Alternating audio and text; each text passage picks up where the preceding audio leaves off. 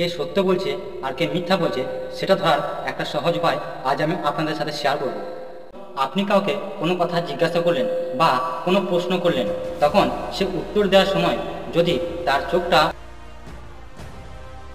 তাহলে আপনি জানবেন সম্ভবত সে মিথ্যা কথা বলছে। কারণ আমাদের মস্তিষ্কের ডান দিকটি নতুন কিছু করার বা কল্পনা করার সাথে যুক্ত, কিন্তু অন্যদিকে সে যদি বাঁ দিকে তাকিয়ে, অর্থাৎ এইরকমভাবে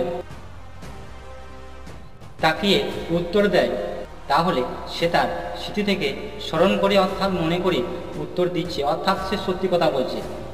দেখুন, এই টপিকটা বা বিষয়টি সম্পূর্ণ সায়েন্টিফিক এবং সাইকোলজিক্যাল।